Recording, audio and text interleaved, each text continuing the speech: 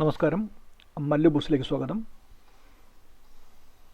നമ്മുടെ ബൈജു ഉണ്ടാക്കാൻ നമുക്ക് വേണ്ടത് ഒരു 3 കിലോ പച്ചരിയാണ്. ഈ പച്ചരി നമുക്ക് ഒന്ന് മിക്സിയിൽ ചെറുതായിട്ടൊന്ന് പൊടിക്കണം.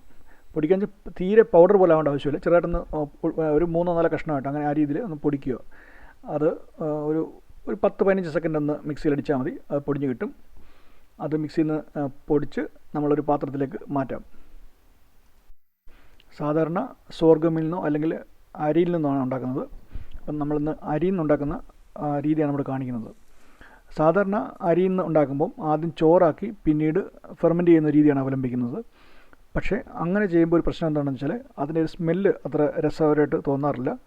അത് സാധാരണ ആൾക്കാർക്ക് അത് ഇഷ്ടമാവാറില്ല.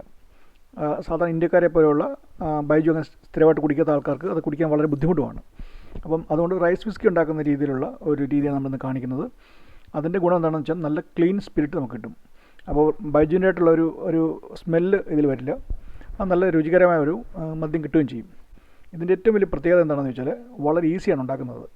ഇതിന് 2 ഇൻഗ്രീഡിയൻ്റ് ആവശ്യമുള്ളൂ. ഒന്ന് നമ്മുടെ പച്ചരി, 2 ഈസ്റ്റ്. ഇത് സാധാരണ ഈസ്റ്റ് അല്ല, ഇത് ബൈജുവിന് വേണ്ടിയിട്ടുള്ള ഒരു ചൈനീസ് ഈസ്റ്റാണ്.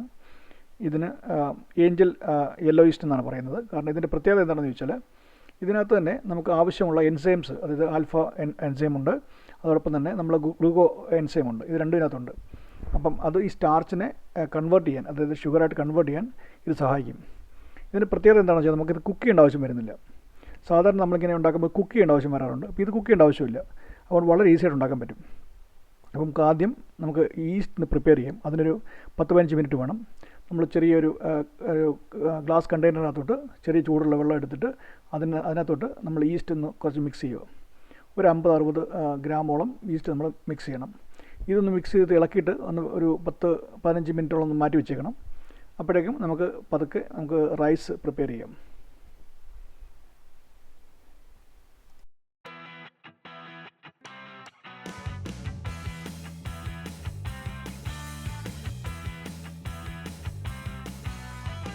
ഇപ്പോൾ നമ്മൾ പൊടിച്ച് വെച്ചിരിക്കുന്ന അരി നമ്മുടെ ഫെർമെൻറ്ററിലേക്ക് മാറ്റണം.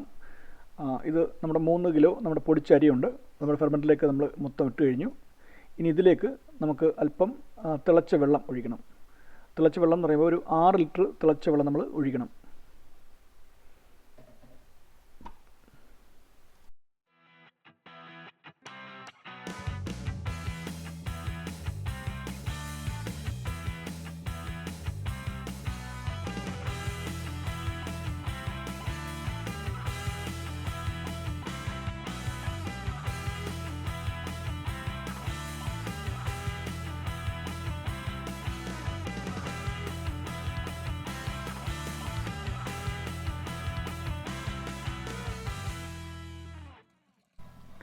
നന്നായിട്ട് ഇളക്കണം. കാരണം ഇത് അരിയാണ്, അതുകൊണ്ട് തന്നെ കട്ട പിടിക്കാൻ ചാൻസ് വളരെ കൂടുതലാണ്.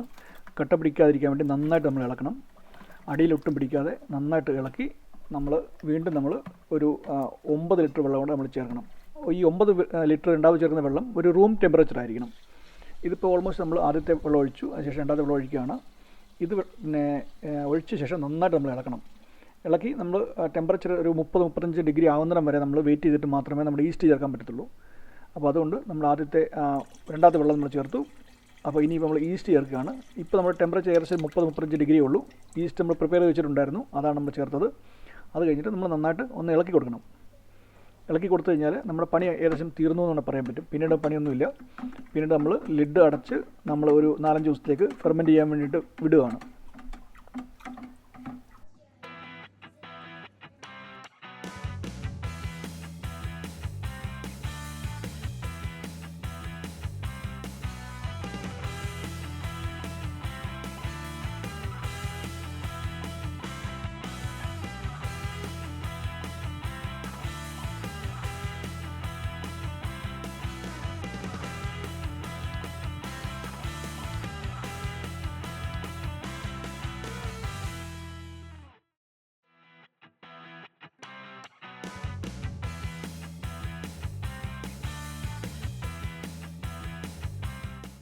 അഞ്ച് ദിവസം കഴിഞ്ഞു. ഇനി നമ്മൾ ഫെർമെൻറ്റേഷൻ കഴിഞ്ഞ് നമ്മുടെ ഈ ലിക്വിഡ് ഒന്ന് മാറ്റണം. അത് സ്ട്രെയിൻ ചെയ്തെടുക്കണം. ഇതിനകത്തുണ്ടായിരുന്ന അരിയുടെ കഷ്ണങ്ങളും ഒക്കെ നമുക്ക് മാറ്റിയെടുക്കണം. കാരണം അല്ലെങ്കിൽ ഇത് സ്റ്റിൽ ചെയ്യുമ്പം കരിഞ്ഞു പോകും. അപ്പോൾ ചെറിയൊരു കരിഞ്ഞ ഫ്ലേവർ അതിൽ കിട്ടും. അപ്പോൾ നമ്മളെല്ലാം സ്ട്രെയിൻ ചെയ്തെടുത്തു. നമ്മുടെ ഈ അരിപ്പയ്ക്കകത്ത് ഇരുന്ന വേസ്റ്റാണിത്. ഇത് നമുക്ക് കോഴിക്ക് കൊടുക്കുകയോ അല്ലെങ്കിൽ പശുവിനെല്ലാം കൊടുക്കാൻ പറ്റും. ഇത് നമ്മുടെ ഫെർമെൻറ്റിൽ അവശേഷിച്ച വേസ്റ്റാണ്. ഇത് നമുക്ക് കളയണം. അതിനുശേഷം നമ്മൾ ആദ്യം ചെയ്യുന്നത് നമ്മുടെ ഒരു ഫസ്റ്റ് ഡിസ്റ്റിലാണ്. ഇത് ആക്ച്വലി 2 തവണ നമുക്ക് ഡിസ്റ്റിൽ ചെയ്യണം. ആദ്യത്തെ നമ്മളൊരു ലോ വൈൻ ഡിസ്റ്റിലേഷൻ എന്നാണ് പറയുന്നത്. ഇതിനകത്ത് നമ്മൾ അതായത് വാഷിനകത്ത് അവശേഷിച്ച പരമാവധി ആൽക്കഹോൾ ഊറ്റിയെടുക്കുക എന്നുള്ളൊരു പണി മാത്രമേ നമ്മൾ ചെയ്യുന്നുള്ളൂ. കാരണം ഇതിനകത്ത് നമ്മൾ ഹാർട്ട്സോ അല്ലെങ്കിൽ ടെയിൽസോ ഒന്നും തന്നെ നമ്മൾ ഡിവൈഡ് ചെയ്യുന്നില്ല. ഒന്നും തന്നെ നമ്മൾ ഫ്രാഗ്മെൻറ്റേഷൻ ചെയ്യുന്നില്ല. നമ്മൾ ആദ്യം അതിനകത്തുള്ള പരമാവധി നമ്മൾ ആൽക്കഹോൾ ഊറ്റിയെടുക്കുന്നു. അപ്പോൾ എനിക്ക് ഈ ഏകദേശം ഫസ്റ്റ് ഡിസ്റ്റിലേഷൻ കഴിഞ്ഞപ്പോൾ ഒരു 4.5 ലിറ്റർ നമുക്ക് ആൽക്കഹോളാണ് കിട്ടിയത്. അത് ABV നോക്കുമ്പോൾ ഒരു ഏകദേശം 30-35% ABV മാത്രമേ അതുള്ളൂ. കാരണം ഞാനാണെങ്കിൽ ഏകദേശം 15% ABV വരെ ആവുന്നതിന് വരെ അതിൽ നിന്ന് ഊറ്റിയെടുത്തിട്ടുണ്ടായിരുന്നു. അപ്പോൾ അതിന് ശേഷം നമ്മൾ ഏകദേശം ഒരു 4.5 ലിറ്ററോളം എനിക്ക് കിട്ടിയിട്ടുണ്ട്. ഇതിന് സെക്കൻഡ് ഡിസ്റ്റിലേഷനാണ് നമ്മൾ ചെയ്യാൻ പോകുന്നത്. ഇതിനകത്താണ് നമ്മൾ നമ്മുടെ ഹെഡ്സും ടെയിൽസും ഒക്കെ നമ്മൾ മാറ്റുന്നത്.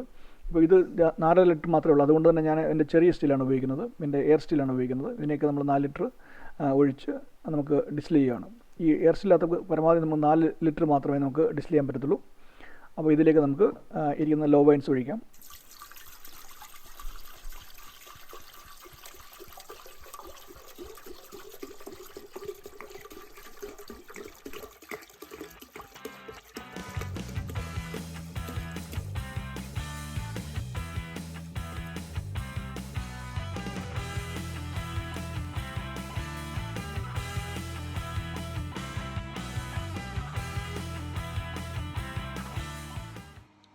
നമ്മുടെ ഡിസ്റ്റിലേഷൻ തുടങ്ങിക്കഴിഞ്ഞു.